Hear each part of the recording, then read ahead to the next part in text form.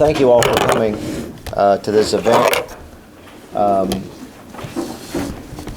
It's important to think about the range of possible solutions to the crisis that we face. I will offer a more radical solution than I think we've been contemplating lately. My areas of emphasis in graduate school were criminology and political economy, but the graduate program at UT also has an emphasis in environmental sociology, and on the recommendation of peers, I took a course from Sherry Cable, a noted expert in the field. I soon saw at work in the facts of resource extraction and environmental degradation Edwin Sutherland's concept of analogous social injury. Analogous social injury was Sutherland's principle for detecting opportunities for enlarging the criminal law. If some action taken by a corporate or a government agent has an analog to interpersonal behavior the criminal law has long identified as an offense, then the action suggests itself as a candidate for analogous legal control. That is, should be regarded as criminal in principle and in law. Sutherland wrote a book about it, White Collar Crime, that was published in 1949, and in it he argued that the rich and powerful are able to shape law and consciousness in ways that reproduce their power and privilege. The publishing company seemed to prove his point when they censored his book upon release. I thought analogous social injury would make a good seminar paper, but a paper showing that environmental destruction for personal gain is analogous to criminality would surely fall short of the word count that was associated with the assignment.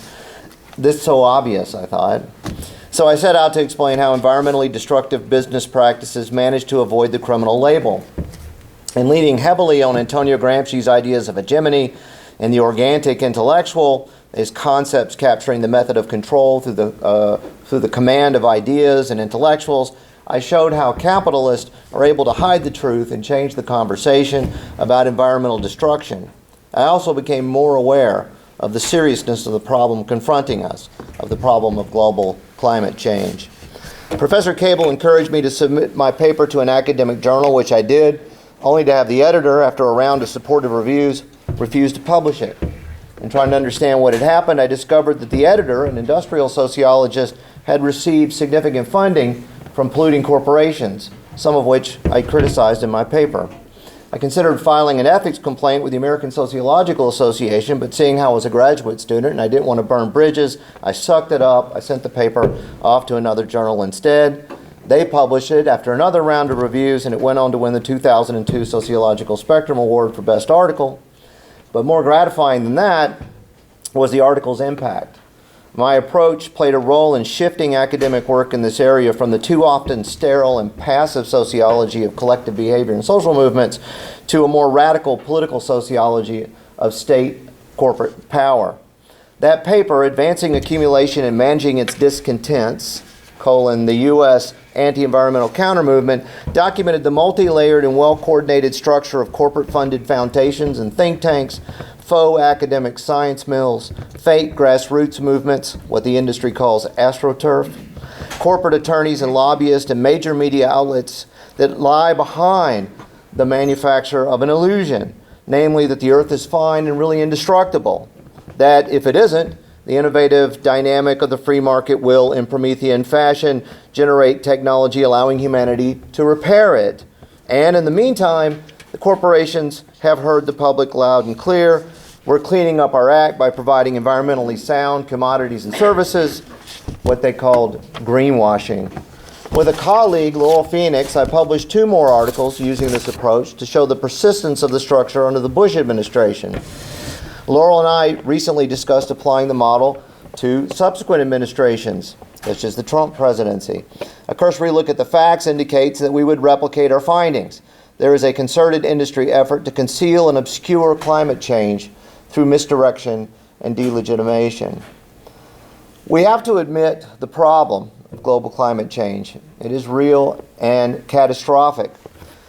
The fact that humanity is facing what environmentalists call overshoot and collapse has been established not only by the bulk of scientific work over the last several decades, but is well known by forest rangers and wildlife officers, as well as hunters and fishers. Even the average citizens can see that something is amiss. Armadillos are now common in my home state of Tennessee. They become standard roadkill alongside the possum. Armadillos have been sighted as far north as Chicago, and they carry the wasting disease, leprosy. They are coyotes too. And homeowners along the East Coast are seeing the values of their properties plummet as sea levels rise. They are unable to dump their homes because buyers know what's coming. We must also identify the culprit. It's the capitalist mode of production. What Alan Schneeberg, some 25 years ago, called the treadmill of production. We're exceeding the carrying capacity of the planet. Extractive and polluting corporations are so committed to the imperative of profit maximization and to lives of extravagance, opulence, and leisure that they're prepared to sacrifice the future of their own children and grandchildren. And they've constructed a vast propaganda apparatus, a fog machine, to ensure this happens, the anti-environmental counter-movement. What is to be done? Well, many suggest regulating corporations, and I hesitate to disagree, but there is a downside to this that most folks don't talk about. It's not only that it's not enough, it's without a larger comprehensive framework, we may be helping plunderers and polluters, and I can give you an example of where we are. For years, environmental groups have invoked the Surface Mining Control and Reclamation Act, the SMCRA, and the Clean Water Act, CWA, to stop mountaintop removal, a problem I'm quite familiar with, having roots in East Tennessee. Environmental groups demand that mining companies follow the law, but mining companies are following the law. The Army Corps of Engineers, in adherence to the law, have approved 99% of all corporate permit applications under the Clean Water Act and in accordance with SMCRA. As Richard Grossman of the Program on Corporations, Law, and Democracy notes in a 2002 open letter to Joan Milhern of Earth Justice on Earth Day, quoting him, both laws have enabled polluting and ruling corporations to legalize their destructions, to block the public from using democratic processes to stop corporate assaults on life, liberty, and property, from advocating people's visions and agendas. These laws have challenged people, including dedicated lawyers, into endless regulatory and juridical struggles over definitions and minutiae, struggles which conceded corporate's right to govern communities and devour the earth. These laws have diverted passionate and creative minds away from strategies and tactics that empower local jurisdictions to prevent their eviscerations by absentee corporations and politicians for hire. There were people, he continues, who understood that there could never be sane strip mining in Appalachia's ridges and hollows. Alas, Washington, D.C. environmental groups joined with corporate lobbyists and politicians to establish rules under which coal corporations could strip mine forever and ever. They betrayed the folks from the ridges and the hollows whom Save Our Cumberland Mountains, who we called SOCM when I was a kid, who brought together over the previous decade in a valiant effort to ban strip mining.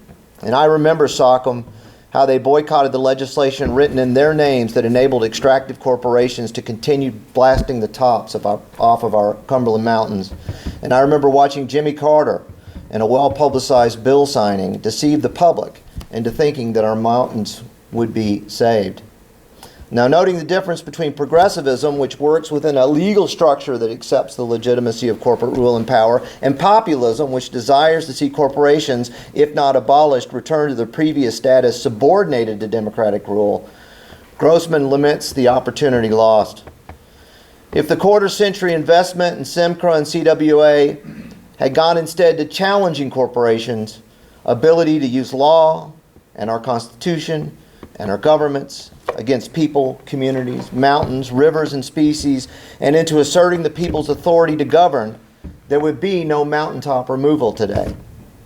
He warns in his letter, before young activists and lawyers throw themselves into another 25 years of trying to make corporate rights laws work to people's and Earth's advantage, wouldn't it make sense to explore the nation's experience with regulatory law, with corporations, with the Constitution? This was in 2002, happened to be the year that I published that article. Well, that was 17 years ago. We have only 8 more years to go before activists and lawyers would have thrown themselves into another 25 years of trying to regulate corporations to save the environment. But capitalism is unsustainable. It cannot save the environment. We have to change our approach. We have to shift the emphasis from reformism to radicalism. And the threat is that dire. Our future lies in reclaiming our republic from corporate power and establishing a democratic socialist order where economic decisions are made not for the sake of a privileged few who cannot see beyond their own avarice and egoism, but for the good of humanity and the planet and all the beautiful and precious things that live on it. Thank you.